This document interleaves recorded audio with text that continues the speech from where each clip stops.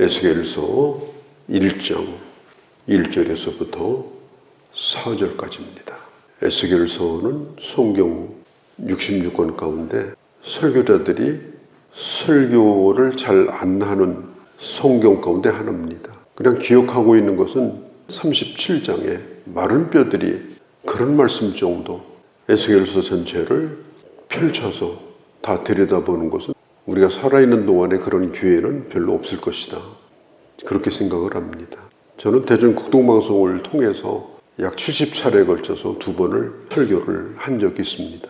그런데 성경을 다시 붙들면 늘 새롭고 어렵다는 그런 느낌이 듭니다. 이번에도 마찬가지입니다.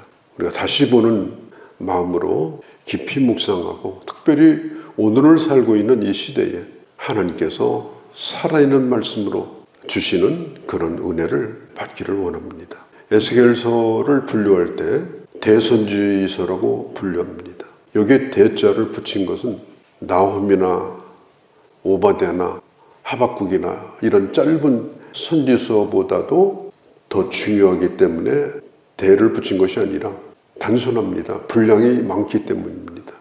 하나님의 말씀은 그 성경 본문이 짧든 길든 모든 성경은 성령의 감동으로 기록되었다. 어떤 성경도 짧든 길든 어렵든 쉽든 성령의 감동으로 기록된 말씀이다. 그래서 우리가 성경을 전체를 한번 볼 수 있는 그런 기회를 가질 수 있다면 그보다 더 좋은 것은 없다. 그런 면에서 이번에 우리가 에스겔서를 이제 우리 손에 쥐게 되었는데, 이걸 펼쳐가지고 알기 쉽게 그러나 분명하게 말씀을 함께 나눠보려고 합니다. 에스겔서의 가장 중요한 주제는 회복입니다. 회복되겠는가? 우리는 그런 고민을 많이 하죠. 내 병이 회복되겠는가?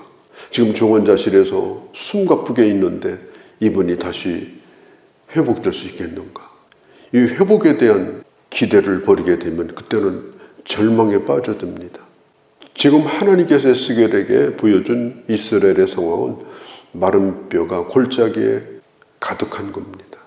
뼈가 산처럼 쌓여 있어도 그건 아무런 의미가 없습니다. 많이 쌓여 있다고 희망이 생기는 게 아닙니다. 그런 이스라엘의 상황 가운데 하나님께서 주신 말씀입니다. 특별히 에스겔이 하나님의 말씀을 받은 것은 그가 2차 예루살렘 침공 때 붙들려 가서 5년 후에 말씀을 받습니다. 그리고 약 20몇 년 동안 선지자로서 일을 하는데, 그때는 벌써 바벨론의 이스라엘 사람들이 포로 잡혀가서 자리를 잡았어요.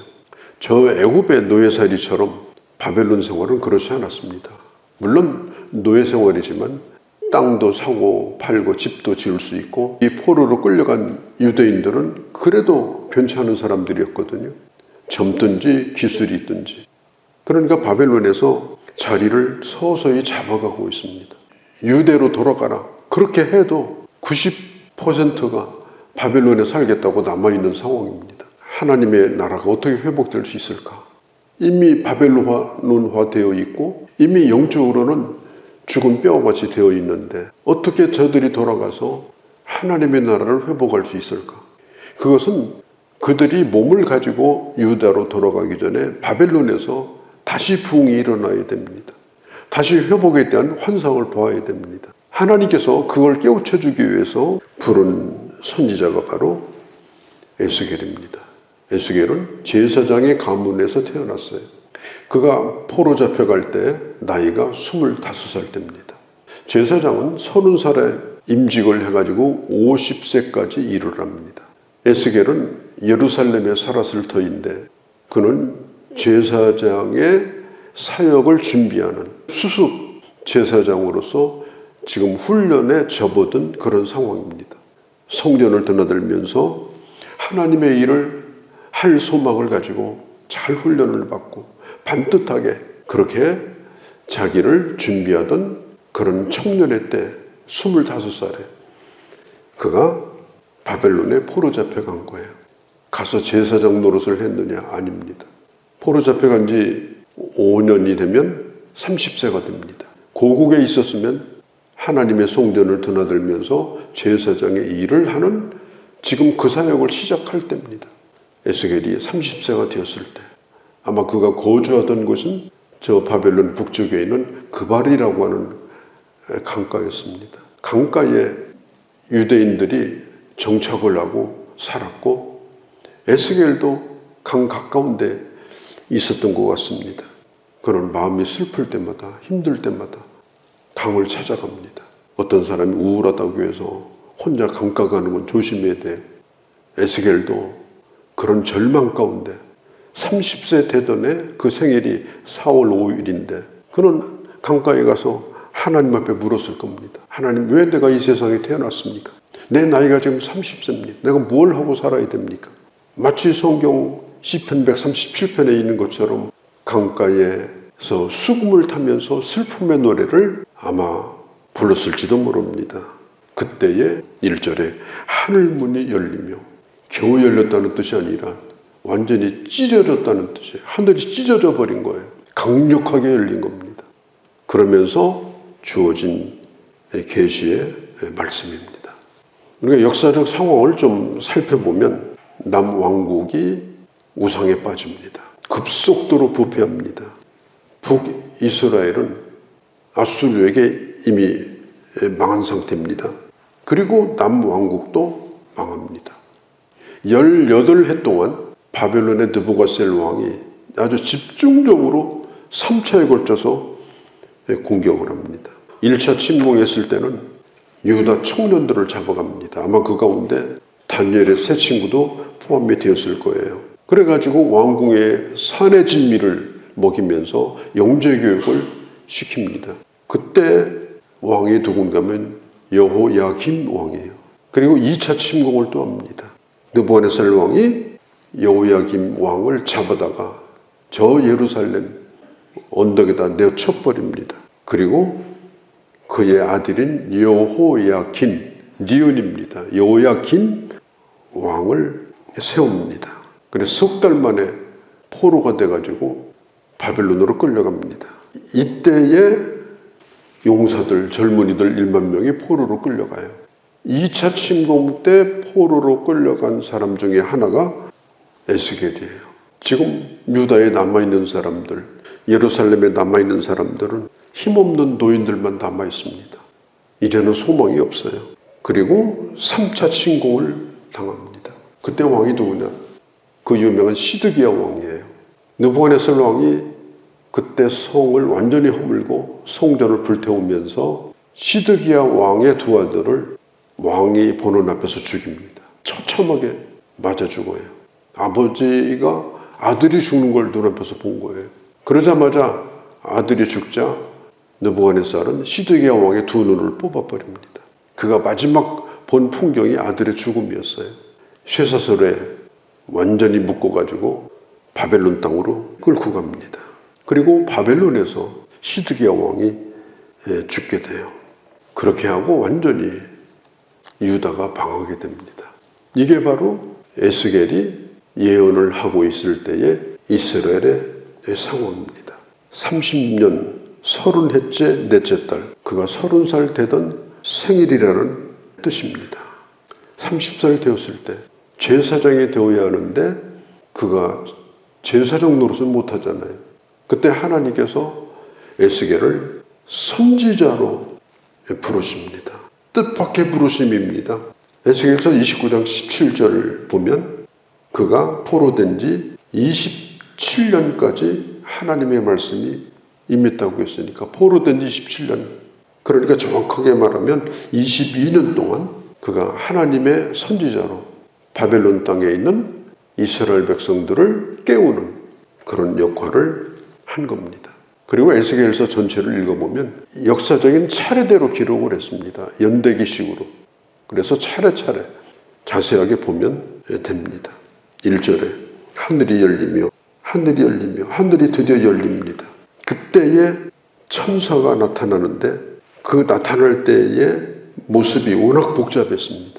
4가지 동물로 보이고 자세히 보니 사람처럼 보이고 머리도 여러 개고 요한 칼빈 선생은 이 부분에 대하여 이것이 뭘 의미하는가 물으면 나는 이해하기가 어렵다. 이렇게 고백할 수밖에 없다. 이렇게 말할 정도로 이것은 상당히 좀 괴기하다고 할까요? 외계인 같은, SF 영화에서 볼 수 있는 그런 외계인 같은 그런 모습. 어떻게 보면 무슨 최신 무기를 잔뜩 달고 있는 아주 강력한 무슨 헬리콥터 같은 모습이기도 합니다. 하나님이 선지자를 부르시고 말씀이 임한 겁니다. 1장 1절에서 14절까지를 보면 또 넷이라는 숫자가 나오죠. 굉장히 넓은 땅을 가르치고 하나님은 역사의 주인이시다. 하나님은 모든 걸 보고 계신다. 하나님은 어디든지 계신다. 지금 이스라엘의 역사가 완전히 끊겨버렸어요. 답답하게 그지없어요. 먹고는 살지만 하나님의 백성으로 사는 건 기대할 수 없어요. 오늘 여기 아주 복잡한 이런 이 네 생물의 모습은 나중에 에스겔서를 더 읽어보면 하나님의 천사입니다. 하나님의 보호자에서 하나님을 돕는 천사예요. 그리고 그 모습은 사람과 같았다 그랬습니다. 사람과 같았다는 말은 천사도 전지전능한 것이 아니라 능력이 있어 보이지만 하나님의 피조물에 불과하다 하는 것을 보여주는 거예요. 천사는 하나님의 수종을 드는 자들입니다. 그 수를 헤아릴 수 없을 만큼 어마어마한 수가 있습니다. 그때 당시 이 바벨론의 군대가 몇만이 되는지 몇십만이 되는지 알 수는 없습니다.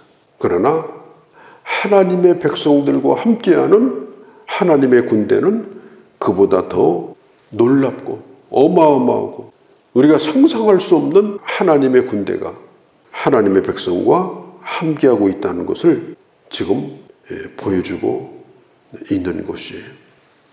물론 에스겔서에는 많은 비유가 나옵니다. 또 많은 상징이 나옵니다. 또 숫자도 나옵니다. 여러 가지가 많이 있어요. 그러나 그런 것들에 대한 이제 설명은 제가 기본적인 것은 해드릴 겁니다. 굉장히 놀라운, 내가 평생 간직할 수 있는 하나님의 은혜를 주신다. 힘들지만 끝까지 나는 이번 에스겔서를 보겠다.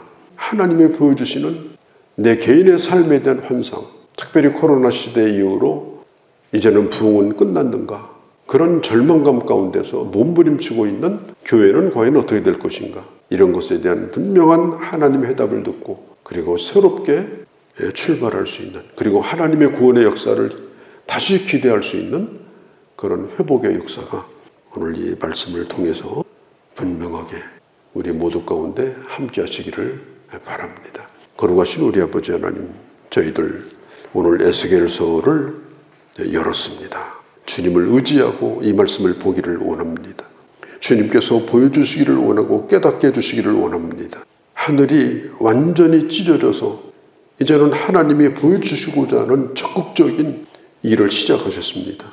저희들을 말씀 붙들고 보게 하시고 듣게 하시고 그리고 더욱더 영적인 시야가 넓어지게 하시고 소망이 더욱더 분명하고 확실해지는 그런 교회가 될 수 있도록 아버지께서 축복하시고 함께하여 주시옵소서. 이 하루도 주께 의탁합니다. 우리 주 예수님의 이름으로 기도하옵나이다. 아멘.